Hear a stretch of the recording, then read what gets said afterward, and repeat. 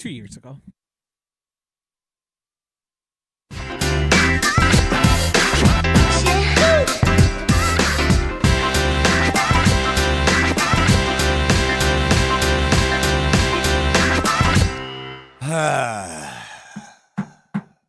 Friday edition. It's Mr. Irrelevant, presented by Door County Distillery. I'm Alex Strouf with you from the Gruber offices, one call Atzel Studio at the Avenue in beautiful downtown Milwaukee. Josh DiMaggio is here. Hunter Vaughn is here. He is at the Everlight Solar Studio in downtown Madison. Brewers lose Game 3 to the New York Mets. They are out of the MLB playoffs. Final of 4-3 last night at AmFam Field. I really don't know where to start on it, right? Like, there's nobody to be mad at is the issue I'm having. And I think the issue a lot of us Brewers fans are having. After what we witnessed last night, it's not a Pat Murphy blame game, right? He managed that game pretty much perfectly. When you think about 2 nights in a row, putting in a pinch hitter that ultimately hits a home run. Last night it was Freddie in the 8th, then you put Devin Williams in for the 9th. But if I tell you, you're going to go into the 9th inning up 2 runs, and Devin Williams taking the mound, you're taking that deal 110 times out of 100. So there's nobody to be mad at here. Devin Williams obviously played his worst game at the worst moment. I get that. And, you know, obviously the rumor mill now swirling, saying he was tipping his pitches, right? Essentially giving a read on what he'd be throwing. Ultimately why the Mets succeeded. Could have been nerves. Probably was nerves, given this scenario, right? Biggest game of his career, debatably. You win that game. You're up 2 runs. You take the mound. 3 outs. You're out of here. You're off to Philadelphia. And ultimately, the Mets score 4, including Hunter's favorite player with that 4th run, Jesse Winker, who I'm sure we'll get to. But all in all, another really fun season and an unexpected season falls short in the wild card round for the Milwaukee Brewers. No excuses, nobody to be mad at. It's just a tough way to go down as the Brewers fall to the New York Mets. 2 games to 1. Hunter, I mean, I imagine you've got 800 thoughts on this. I've purposefully not talked to you today because I know you're going to have a lot of reaction. And the cherry on top of the Brewers losing yesterday is your boy Jesse Winker. Scores the final run of the game, smashes his helmet as he crosses home plate. Maybe the biggest D-bag in all of Major League Baseball on the New York Mets, the former Brewer who Hunter actively booed last year, if you weren't with us on Mr. Relevant a year ago at this time. When the Brewers lost to the Diamondbacks in the wild card round last year, Hunter actively booed Jesse Winker, a member of the Brewers at the time. So I imagine you are not feeling so hot about Jesse Winker after this week. And obviously not feeling so hot about the Brewers falling 2 games to 1 to the Mets. The floor is yours. Yeah, like the Jesse Winker thing, I'm moving past it. Like I have so many other more important feelings. And like you said, I'm not mad. Like this, it's hard to be mad, right? That's yes. Just not the right emotion for today. Exactly. And like last night was the first time that I as an adult cried after my team lost a playoff game. Because my wife was gone for work. She was down in New Orleans. She got back to the hotel from dinner, and she FaceTimed me, and right away could see I was just devastated. And she, of course, was like, babe, like, what's up? Like, normally, like, the Cowboys lose or, you know, the Blackhawks lose. Like, I'm just kind of frustrated. I'm upset, but I move on within, like, 20 minutes, a half hour, and then I'm fine. This one, like, it just hurts. It stung. Yeah, it stung. And two, like, for me, the Brewers just, like, emotionally mean so much more to me. Like, I would drive my mom over to my grandma's, and we would watch games together. Like, it just means more. And to see them constantly do this, it just hurts, and it makes it worse every time they lose in the playoffs. Yeah. And it just breaks my heart every single time, even worse than the last time they did. I thought that losing the NLCS was going to be the worst feeling ever. These are worse. I think maybe it's revisionist history. I think it's equally. I mean, it's certainly up there, despite not only being a wild card loss than a championship loss. But you're a game away from the World Series. But like I was you have so Trent Grisham happy unable about to field that. Yeah. Yeah, but like it was just I have to interject here quickly before we let Hunter continue. Don't police how he's feeling. I'm not policing how he's feeling. You said the other ones are worse. He's telling you what he feels is worse. yeah. I think it's a little revisionist history. No, That 2018 one one stunk. I think you're allowed to feel what you want. Go on, Hunter. Yeah, that 2018 one, I got to be in the clubhouse after a couple of their games as an intern in Milwaukee. Like I just had fun with that team. And the fact that they made it that far, like I was just like, this is awesome. This is great. Like this is the furthest I've gotten to see this team go. Like they had the one other time they made it to the NLCS. Like this is great. Now I'm just like I just want to see that again. It's almost like how I kind of feel about the Cowboys of like I don't want a Super Bowl. I just want an NFC title game. I just want to see him at least get a game away because then anything that happens can happen. And like I don't even get that chance.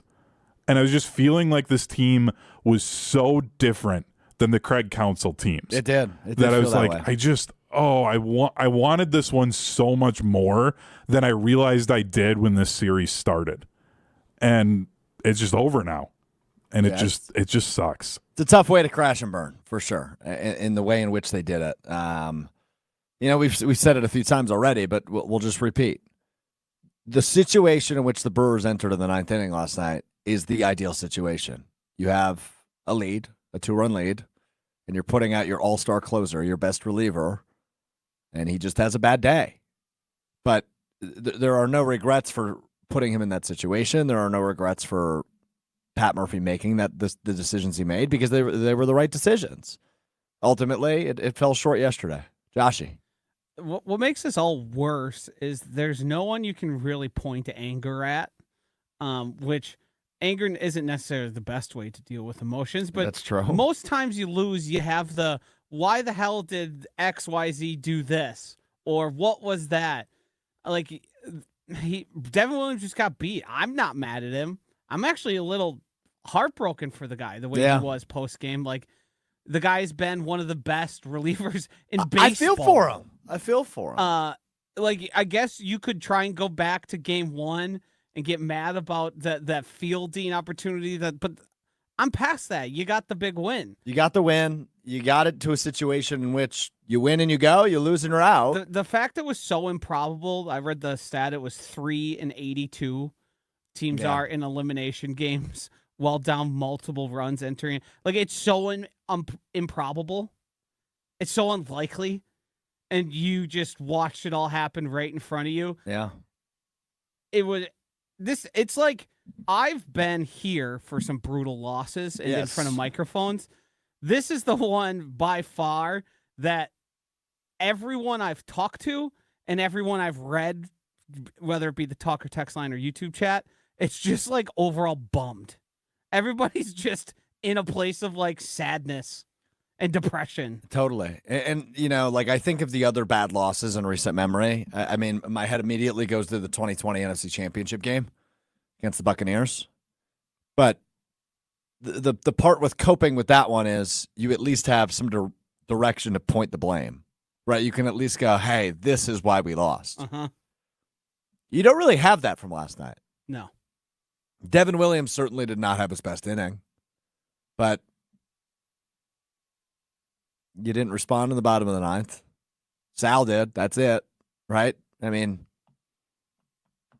it's just tough. And I will say, as a Sal Frelick, super fan on this program, he was terrific this series, both offensively and defensively. He was awesome, and he stepped up. Other guys didn't that are making big bucks, right? I mean, you didn't see the bat of Contreras much this series. You didn't see the bat of Rhys Hoskins much this series. But that's a series-long thing, not just the one. I mean, obviously it applies in the one game, but you were in a position to overcome that and get a fresh start on Saturday against the Phillies. And ultimately you crash and burn in the ninth inning. And to your point, Josh, you're right, 3-82, teams down multiple runs entering the ninth inning in an elimination game.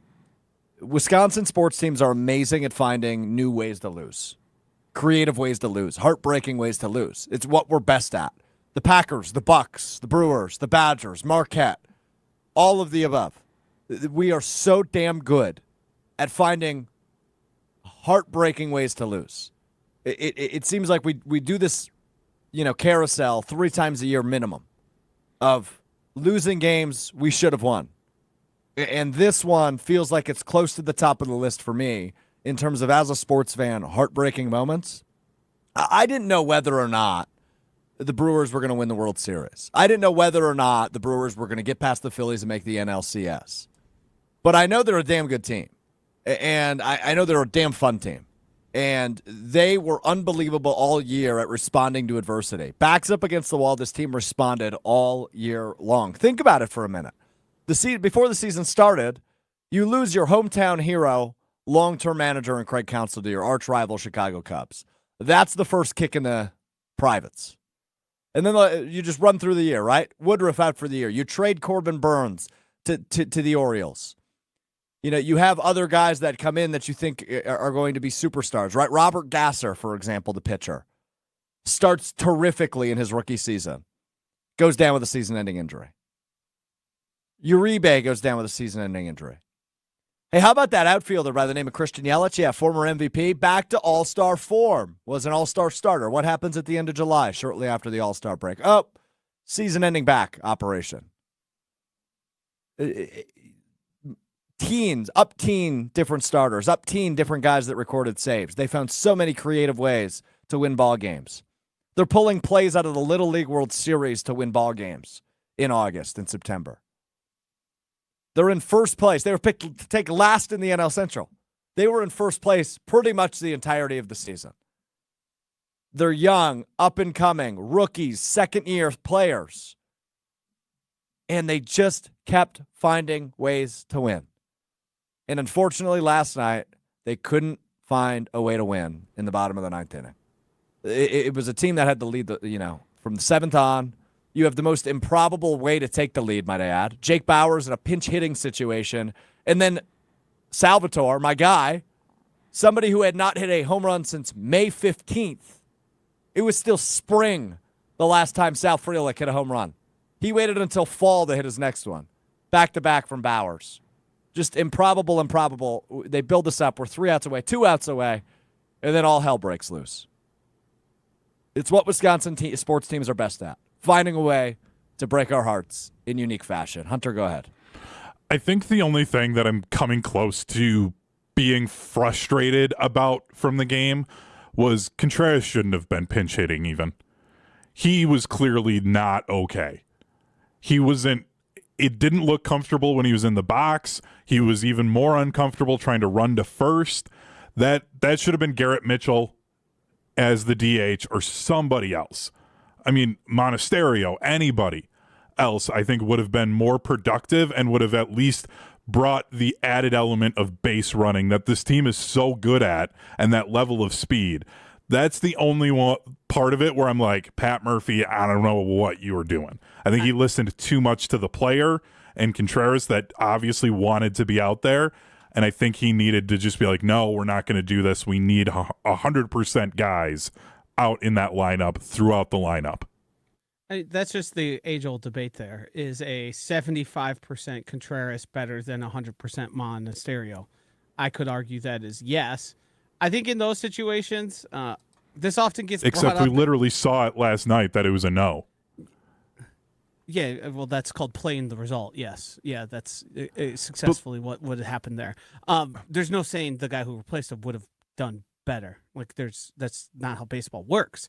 What I'm saying is, when this is like, to draw an analogy here, when you're talking even like fantasy football, would you rather go out your horses or go out trying to get fancy? Would you rather bench a guy like Devontae Adams in a potential big spot because you don't like the matchup? Or would you rather have Ray McLeod, name any random guy out there, and hope that they overperform? Like, I'm not going to fault a guy, Pat Murphy, who made every right call. You have to trust your player at that point. Maybe you pull him earlier if you're not convinced in what you saw. But, like, I mean, to get two guys in back-to-back games that pinch hit home runs, like that was a perfectly, you can't ask for anything better. Like, you got to go out on your horses. Contreras has been the guy. Yeah. No, you're right. And I think you're both right. We can do revisionist history. We can go hindsight as 2020. I'm probably leaning Team Joshy on this one. He's an all-star, right? Like, he's the best catcher in baseball, obviously. It was more about the offensive side last night. but you ride the hot hand, even if he hasn't been so hot in this series. Would have liked to see Garrett Mitchell last night, but what do you do? We okay? No. Hunter? No. I honestly, I don't know if I'm going to be able to get over this one for a long time. This was the worst. Yeah, it was up there. What if if we were to go through the stages of grief, what point are we at? Okay, so in order it goes denial, anger, bargaining, depression, acceptance. I think I'm at depression. Yeah. I've pretty much skipped everything and went right into depression. I just say I don't know if we went in that order, right? Yeah, I don't think I ever hit anger, to be quite honest. Denial was the bottom of the ninth inning. I got anger at David Kaplan, but that's not really the situation. Yeah, I'm not bringing that up on this show. He doesn't deserve my airtime. Denial was the bottom of the ninth inning, right? Oh, they'll find a way. Sal gets on base. Oh, they're going to find a way. Just get to Chourio. Terang grounds into a double play to end the game before we get the Chourio. So that was denial. Anger, I don't know that I ever really felt it. I was like, I'm angry talking about it, but I'm not angry at anybody. No. Yeah. Bargaining, is that the Hunter going, hey, if they would have played Garrett Mitchell instead of William, I should say. I don't know. Does that qualify as bargaining? Yeah, I don't really know. Qualifies. Okay, I'm starting to understand that none of us know what the 5 stages of grief are or how they work. I just don't know what bargaining is. Yeah, that one leaves me because you're kind of like consider. I guess it's reflecting on your actions typically in the normal version of the 5 stages of grief. So it is reflecting on the Brewers' actions, and if this would have happened, then this would have been the outcome as bargaining. This is an impossible question, and I wish I would have thought of it earlier. Do we remember when was the last time Wisconsin's sports team were on the opposite end of like the absolutely improbable? Kevin Durant's shoe. It's Kevin Durant's big toe. That feels different to me. I don't know why. It feels like just like that's exactly one it. of those What do you mean? things. Like I'm talking like incredible comeback. Like that was like just kind of luck right there. Like, yeah, but if his foot is 6 inches behind where it was, more like a quarter of an inch. We don't have a Larry O'Brien. Agreed, but I'm trying to say like the incredible comeback, the improbable story. Was that game a comeback that I'm forgetting, or did they kind of have a lead? That's the thing I'm going for is the way. Obviously, we all think about the Seahawks game. We all think about this one, like where you let a lead walk away, or you let the team that's facing you do the absolutely improbable. Yeah. That's the thing I'm thinking of. What about the Valley Oop? They were down in that game, weren't they? Well, plus Giannis missed those games against Atlanta. Yeah. And then they still won. I guess that qualifies. That'd probably be it.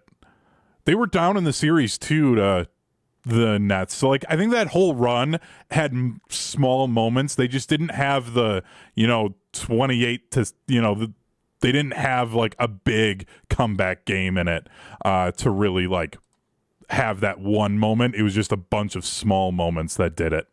Yeah. Yeah, we will see. I mean, this offseason is going to be big in terms of deciding, what this team will be next year, right? Willy Adames likely going to go elsewhere, get a big contract elsewhere would be my guess. Who's playing first base next year is going to be a big question. Rhys Hoskins was a 1-year deal. Jake Bauers. Everyday guy? He might have to be until somebody pops up for trade, and then you can use Bauers kind of as a utility guy. You keep Bryce as your second baseman, or you move him to shortstop? Is that Ortiz's spot? Oh, yeah. Could be. Seems like Ortiz's spot. You think he flexes over to short, and then you bring up a third baseman? I think he's a natural-born shortstop. Gotcha. I think that's part of what he was. Yeah, I mean, that seems like the move. He's good at third, though. I mean, he's a good third baseman. I think he's just very good defensively, like overall, and I think you put him anywhere out there. I mean, you plug Bryce and Joey in the middle of your infield. Yeah, that's a great core to have. It sure is. I mean, Bryce Terang, a likely, if not gold, platinum glove winner this season.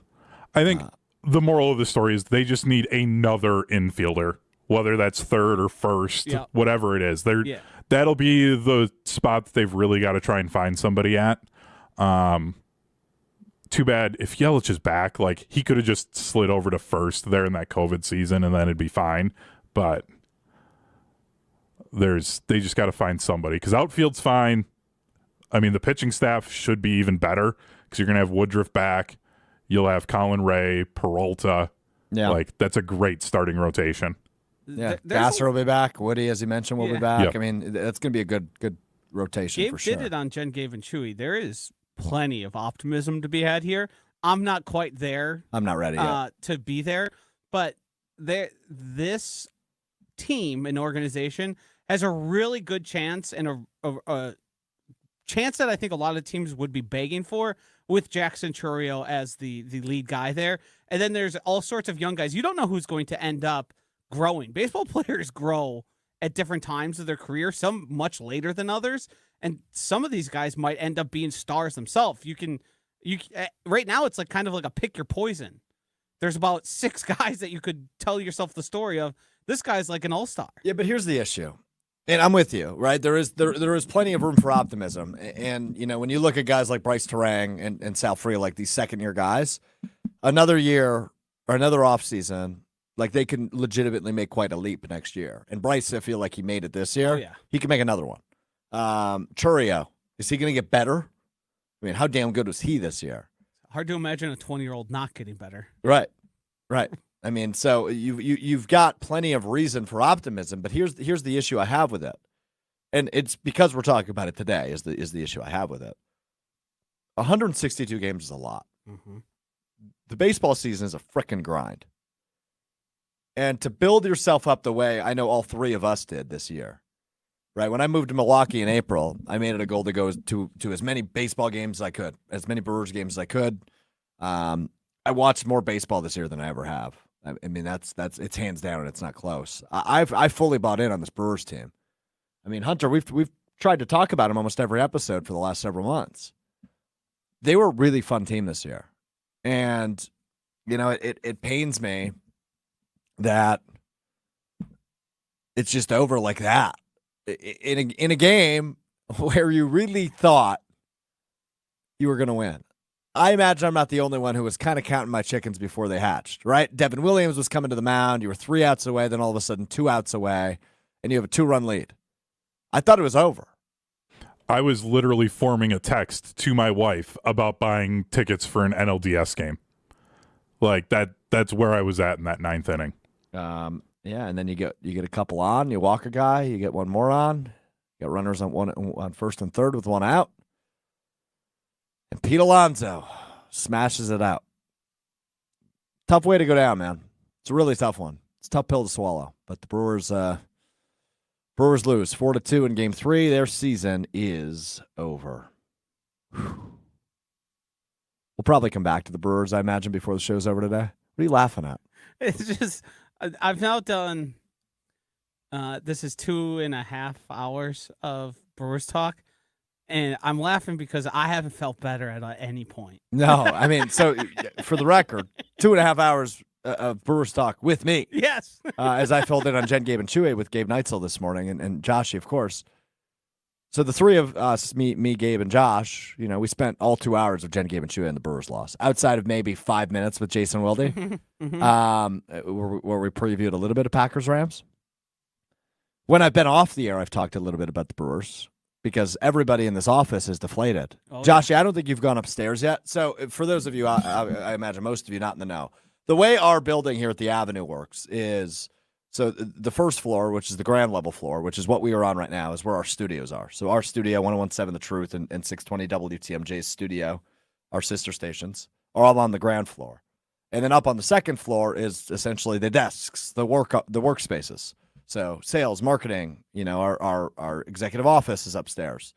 So we have about, not today, a lot of people are off because it's a Friday, but I would say give or take 40 to 50 people upstairs, a lot of which are big Brewers fans.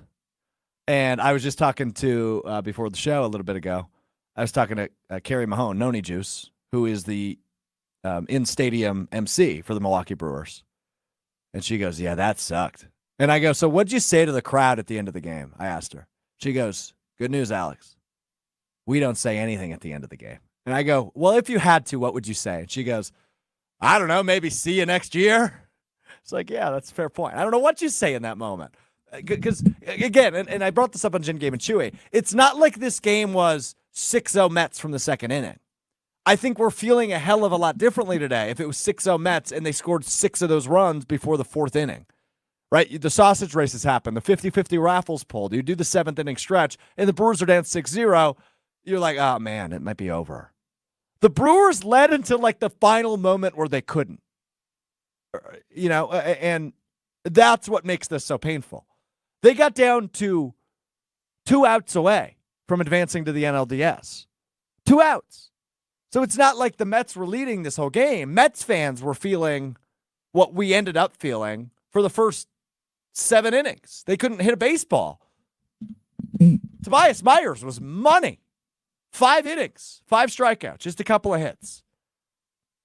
The Mets couldn't get anything going. And then the Brewers get something going in the 7th, back-to-back home runs. And I bet Mets fans are deflated. They think it's over.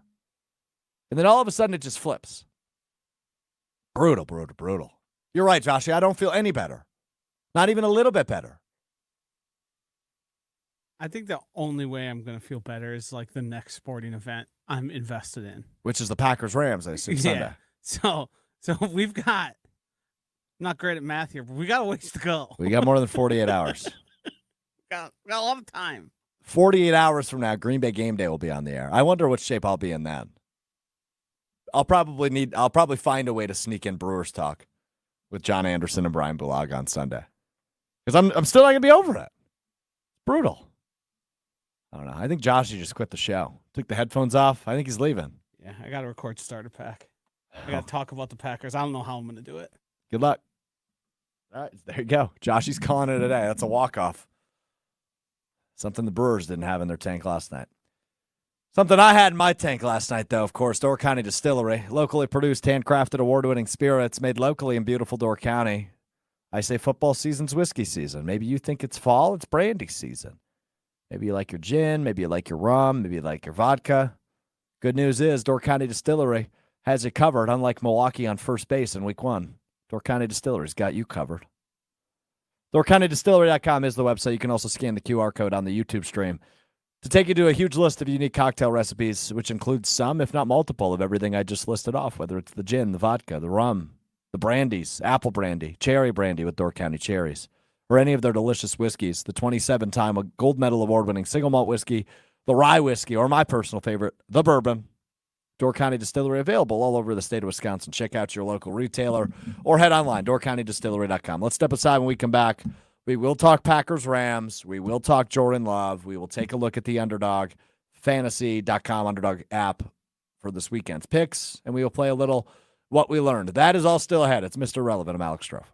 Where in the world is Door County Distillery today? It brings me to Sugar River Pizza, the legendary in Sun Prairie, Wisconsin. Let's go to the bar. Let's see what they've got.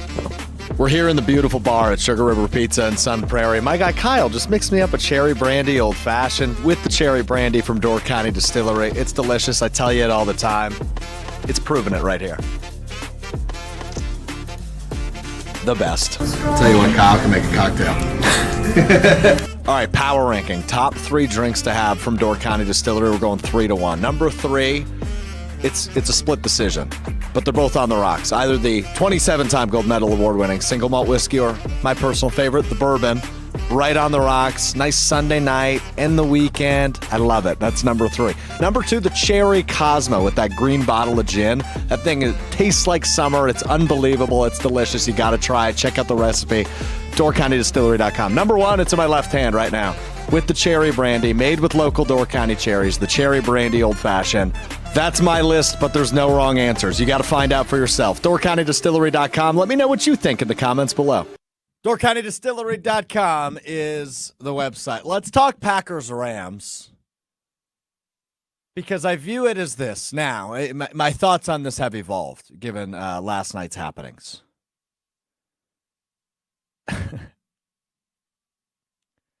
This isn't only a get-right game for the Green Bay Packers. This is a get-right game for Wisconsin sports fans.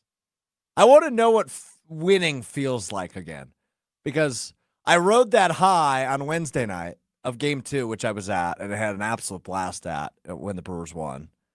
Now you're riding the lowest of lows following last night's collapse.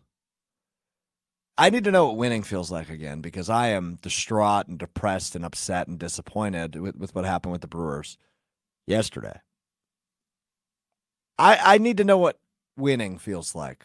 So obviously the Packers at 2-2 need a win in terms of to stay within the division race, as the Vikings are undefeated. The Lions are 3-1 as they enter their bye week. You need a win. Got to keep pace with those two other teams. But aside from that, Jordan Love is 0-2, and wins are not a quarterback stat, or losses are not really a quarterback stat, but Jordan Love has not won a game yet this year. So getting that under his belt, getting some confidence back for him as he returns from the MCL sprain is huge. And I just think, this defense needs a game for the first time since Tennessee, right, which was 2 weeks ago, where they just walk away feeling good about their performance, because you don't after last week against Minnesota. The pass rush was non-existent. Xavier McKinney had an interception, which he's had in every game this year. But other than that, I don't know how good you feel about how that defense played recently. So they need a get-right game. The offense needs a get-right game. And Jordan Love needs a get-right game. 3 interceptions last week is no bueno for the Packers quarterback Jordan Love. So there are a ton of reasons why the Packers need to go to L.A. and get one done this weekend. And I think they will. I think they win, right? The Rams are beat up. McVay's a good coach. Stafford's a good quarterback, but that's not to say he's not prone to throwing interceptions. That's not to say, he's going to dice up this defense who had some troubles against Sam Darnold a week ago. I don't think any of that's true. I respect Matt Stafford. I think he'll have a couple of really nice plays because he's a really good quarterback. But in my mind right now as it stands, and Hunter, correct me if you're feeling differently, I just don't see a way in which the Packers lose this weekend. I just feel like they're the better team, and this is a game where I think internally they know they've got to just go get the job done on the road on Sunday. Yeah, the only path that I see for the Rams here is if they somehow force more turnovers and give themselves short fields and convert those to touchdowns. Because, I just don't see this Rams offense without Puka and without Cooper Kupp to be able to drive down the field against the Packers consistently in order to actually get touchdowns. So, they're going to have force a lot of turnovers and somehow not turn the ball over themselves. And that's so hard to ask a team to do if that's your path to beating someone. Yeah, you're right on that. I mean, the other thing with the Rams too, right? If they establish the run game really well and early and they get ahead early, and to your point, right, then start forcing turnovers defensively. But it just doesn't feel like a losable game for the Packers. Given the scenario, given the setup, given where they're going, given the fact the crowd will be similar to Tennessee, in which it is technically a road game, but it feels like a home crowd, everything's going to be working in their favor. Jordan Love has been a full go all week at practice, which is a great sign. He's good to shine. He's good to go. So this just feels like a get-right game and a get-right opportunity for Green Bay as they play the Rams. But it's just so secondary today, this game. I wanted to talk Jordan Love and how he was in his return and what he's talked about this week. I don't think I want to do that. I like the aesthetic of our video stream, headline number 1 being Heartbreak, headline number 4 being Love. But I just don't have the juice nor the energy to really preview this game a whole lot more than that. It feels like a get-right game. It feels like a Packers win. And it feels like an opportunity for the defense to get its feet back under them. That's my analysis. That's all I got. I can't think about anything but the Brewers. That was so heartbreaking. One of the more crushing losses of any sport, of any team that I root for, that I've been a part of. And it was the extreme fashion in which it happened. The game it reminded me of, frankly, was the 2014 NFC Championship game between the Packers and the Seahawks. That's the onside kick game. It felt like that, right? You have the game in the bag. You don't deliver where you need to. And then it all comes crashing down from there. Devin Williams allowing that Pete Alonso home run was kind of Brandon Bostek putting the ball off his helmet on an onside kick. That's what it felt like.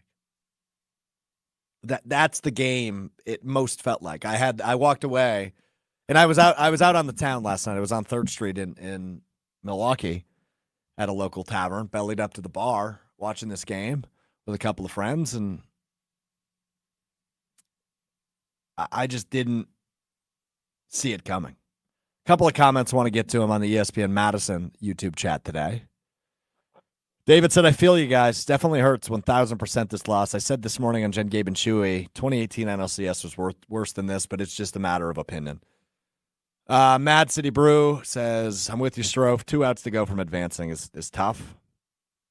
Sure as Jacob, my guy. You see him on TV in lacrosse. Jacob Lenzendorf says, got to be one of the more crushing defeats we've experienced as Wisconsin sports fans, and we have had our fair share. Yeah, look, I don't believe in curses, right? Like, I don't think Wisconsin's cursed. But it is really amazing to me how the Packers, the Brewers, and the Bucks, specifically those 3, have found so many creative ways to lose in the biggest moments.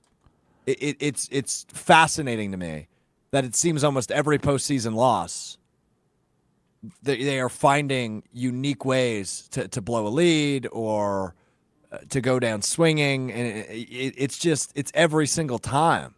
And last night had to be the most outrageous of them all. I mean, it's right up there with the 2014 NFC Championship game, where you have a 2-run lead, you bring in one of the best relievers, and not only on your team, in all of baseball, one of the best relievers in all of baseball, and he can't slam the door shut, and the Mets find a way to advance. So you don't think that there was any weird black magic that had to happen because after Giannis's knee bent backwards in the playoffs and he still found a way to come back and play? Like, you don't think there was some weird deal that was made? They're like, okay, the sports gods, we're going to give you this one. Yeah. But you're going to have to suffer for it. Hey, that's the first time I've laughed all day. It's clever. I'll give you that. It's a clever idea. It is a clever theory. You know me, Hunter. I'm all in for a good conspiracy theory. But no, I do not think there was any black magic happening when Giannis returned. I think he's just superhuman. Yeah, I know you're joking. Yeah. But I was gonna say, for me as a sports fan, I've been trying to think back because I've had a lot of heartbreaking losses given being a Cowboys fan. This one is right up there with the Dez caught it game for me. Yeah. Because I'm going to be honest, of all of the Packers-Cowboys matchups that we've had, that game felt like the Cowboys are going to do this. They're going to go into Lambeau. They're going to get it. I know it was Aaron Rodgers, and there still would have been 2 minutes left once DeMarco Murray would have run it in for a touchdown there. But it felt like it was going to happen. And then to have that call overturned, I was devastated for days.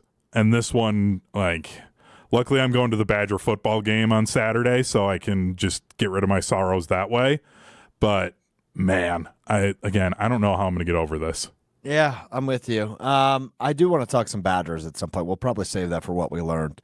And we'll talk Ches Malusi and a little bit about this game coming up against Purdue tomorrow. It's an 11 a.m. kickoff at Camp Randall Stadium. Badgers 12.5-point favorites against Purdue tomorrow, who's luckily one of the worst teams in the Big Ten. Speaking of bounce-back game and get-right game, the Badgers desperately need one. Helps that Purdue fired their OC, too. So it does, but they're in a much worse spot than the Badgers are. I guess I won't argue with that. I think this will be a 3-touchdown win. Things are going to be okay. That'll be a good teaser then for Sunday for the Packers. It's going to be okay. I know it doesn't feel like it right now. And it's crazy that the doomsday fan on this show is the one saying this. Yeah, what's going on here? We're going to be okay. I don't know when it's going to happen, but the Brewers are going to win a World Series at some point. It will happen. The Packers, as much as this sucks for me to say too, they're going to win a Super Bowl again. It's going to happen. Wow. We got to get through this pain right now. We've got to go through this, because then it'll just mean so much more when it finally does happen. Wow. That was beautiful. Thank you. You're welcome. I just didn't see that coming from you. I'm growing. I'm evolving. Yeah, this is that. No, I'm actually worried about you now. Given the traumatic event that we witnessed last night, for you to talk like that, I'm worried about you. I'm just like, I don't know what I'm supposed to do. What do you really want me to sit here and complain about Jesse Winker, that bum that goes 6 pitches and 2 at bats last year in the playoffs, and then he's shocked that he's getting booed at AmFam Field, so he has to slam down his helmet like this he's is like, this is what what are I we was doing? expecting. This is what I was expecting. I'm trying to grow here, but fine. This is what you wanted. Like, great, Jesse. Congratulations. You won a playoff game. You finally showed up in the playoffs. Yeah. Your trash ass was hitting 215 all year. You finally get 2 hits, and oh man, now I'm a superstar. Now I'm going to be loud. Yeah. Like, get out of here. No, He's you're right. such a bum. He is. I'm with you on that. Oh man, that's good. I was laughing so hard I was crying, and then an eyelash fell out, so I'm dealing with a right eye issue right now. I'm probable to continue. Let's take a look at our Underdog picks for the weekend. Underdog app, UnderdogFantasy.com. You play the Pick'em game. You just look at players' projections. You pick higher or lower on players' projections on the Underdog app or UnderdogFantasy.com. When you sign up, you got to use the promo code GoodKarma because it unlocks great opportunity for you. The first opportunity it will unlock for you by using the promo code GoodKarma, all one word, GOODKARMA, Good Karma at sign up on the Underdog app or UnderdogFantasy.com. You will get up to $1,000 match on your initial deposit. So when you deposit money into the Underdog app or UnderdogFantasy.com, they'll match your deposit with up to $1,000 in bonus cash. You put $50 in, you get $50. You're up to $100. That's fantastic. Up to $1,000. You put $999 in, you get $999 in bonus cash. And then all you can do, you go into the Pick'em game. I play football. I tried a little bit with baseball. It didn't work out this week. Also because I was being biased towards my Milwaukee boys. But I've had a really good football season, though. We've been giving out winners on this show. And I do have my picks in for Packers-Rams. I have Jordan Love higher than 22 completions.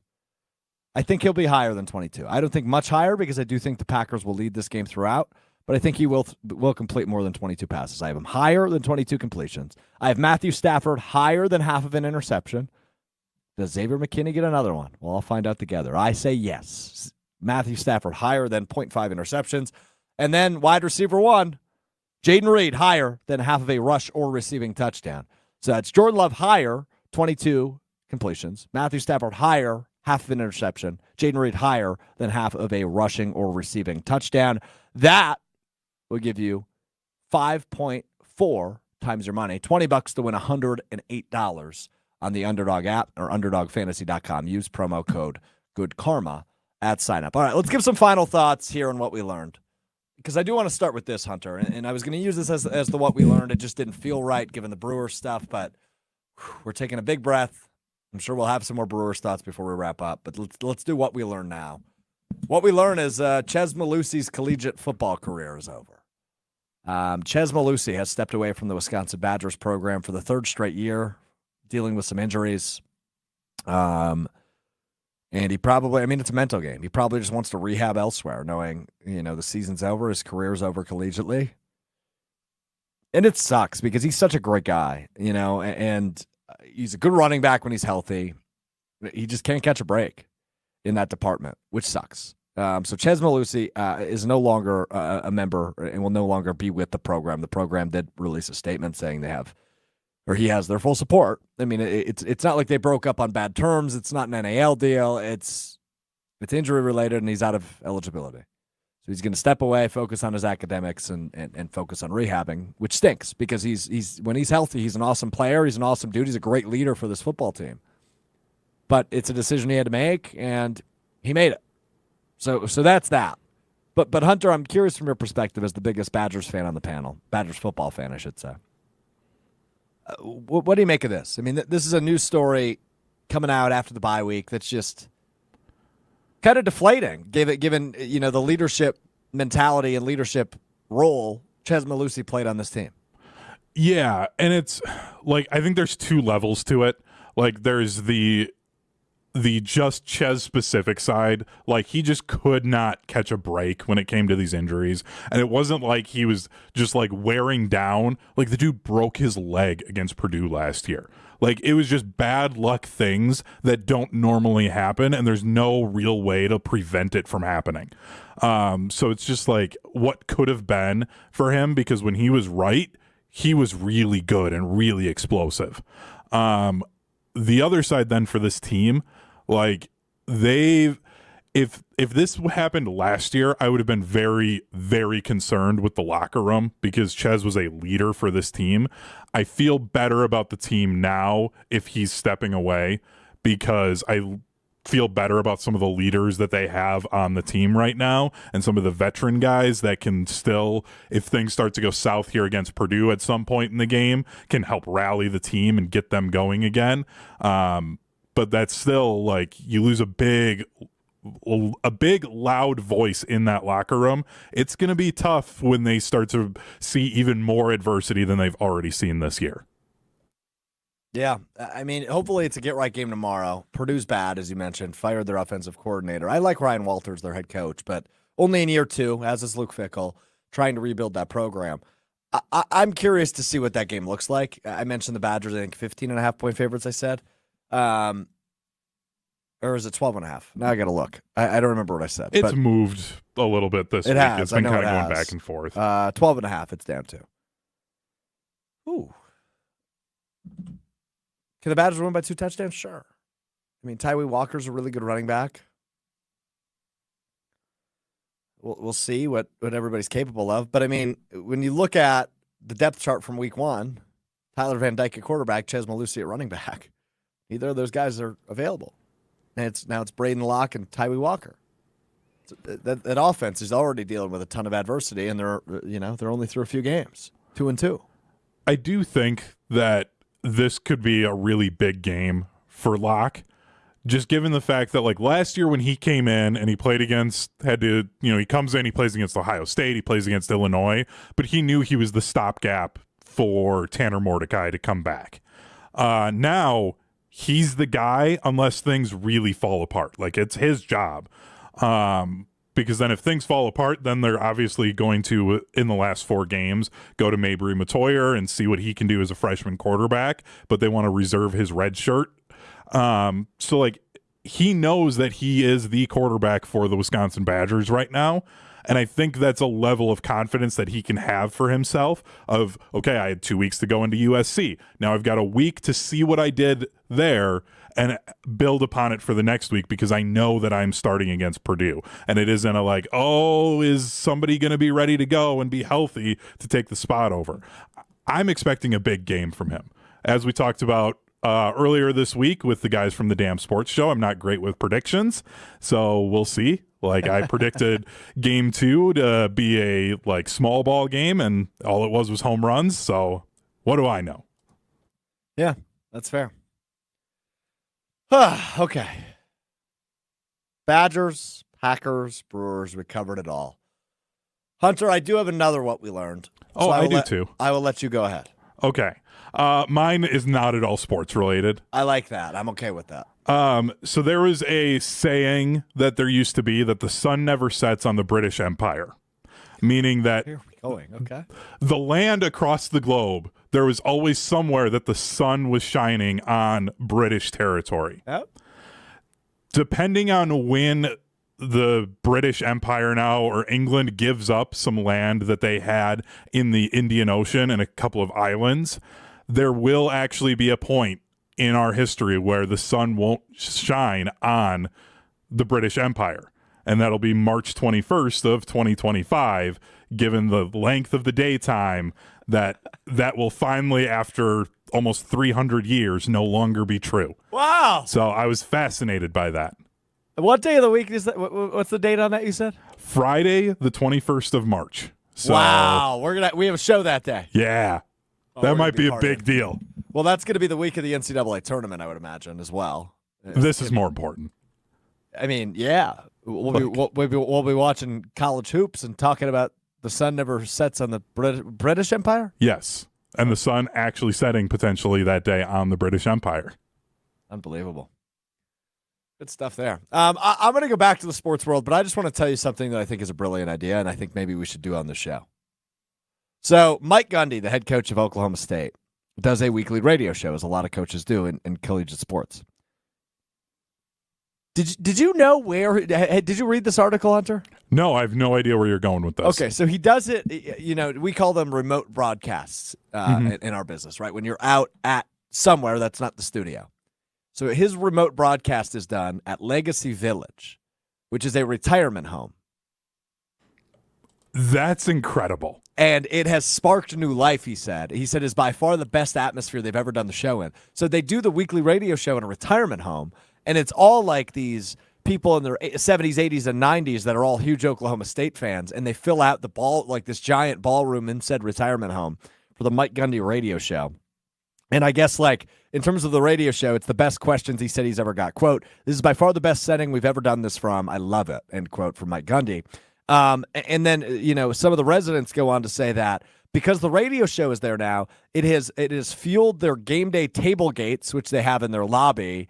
And, you know, every Monday is when they do the show on their 4th floor ballroom. And it's just packed every week. They had to start cutting people off that live in said community home. Because so many people started to show up because they heard how much of a party this was. People are showing up at the ballroom several hours ahead of time. This is awesome. I love this for Mike Gundy. So I'm also thinking that the Kohl Center needs to learn a little bit about that so the olds can get some energy there. Because that place is kind of like a retirement home at times, too. Got him. Damn. Hunter's lashing out. All right. Rapid fire. Badgers win by how much? 20. Packers win, yes or no?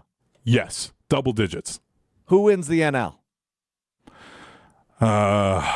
It's going to be the Mets just because that's how it goes. Yeah, that is how it goes. I will take the Dodgers, though. I think we're going to get it. Who wins the AL?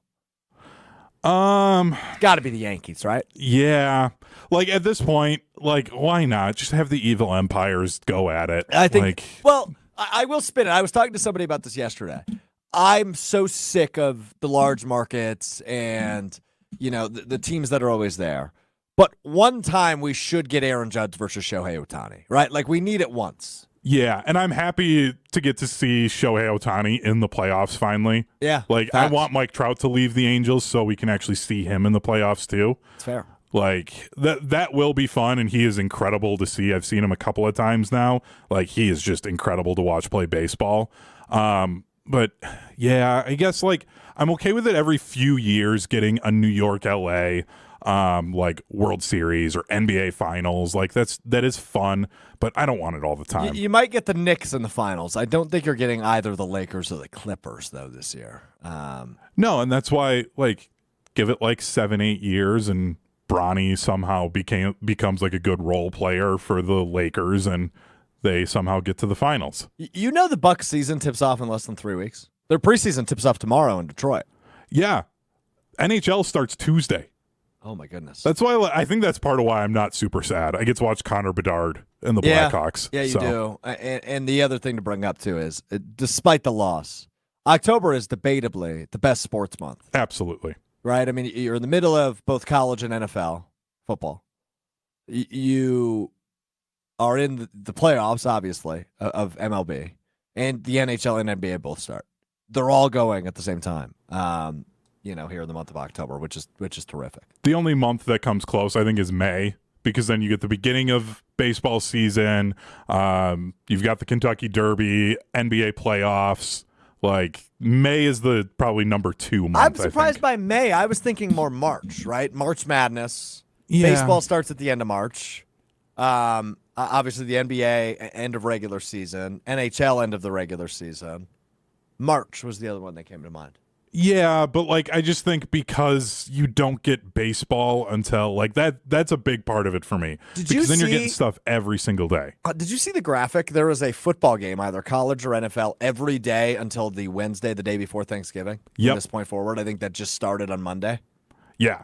Yeah, that's why doesn't terrific. the MAC just put a Wednesday game on there? Because then we'd get through that week too. That's true. Because there's a Black Friday game. Yeah, that's a good point. Badgers play on Black Friday this year. against Minnesota, which That's I don't a busy love. weekend for me. Yeah, I bet. I bet.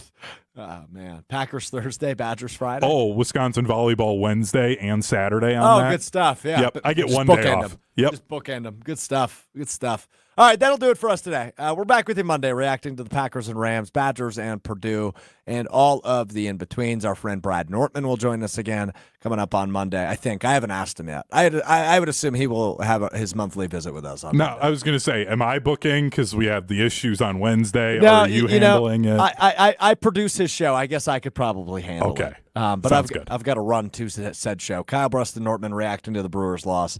And Packers-Rams, or previewing Packers-Rams, beginning in about 35 minutes. If you're watching with us live on the ESPN Milwaukee, ESPN Madison YouTube channels, we'll be with you beginning at 2 o'clock. Ben Bruss, Kyle Wallace, Brad Norman, and myself with you until 5 o'clock on ESPN Wisconsin. Sad day. But as Hunter beautifully put it, we will survive, we will advance, we will move on, and we will eventually see a championship won in the state of Wisconsin. But in the meantime, just more and more heartbreaking ways to fumble the bag. We will talk to you on Monday. Have a great weekend. Be safe. Enjoy it. Cheer loudly. Don't be too sad. We'll be okay. It's Mr. Relevant, presented by Door County Distillery. I'm Alex Strouf. A very sad peace.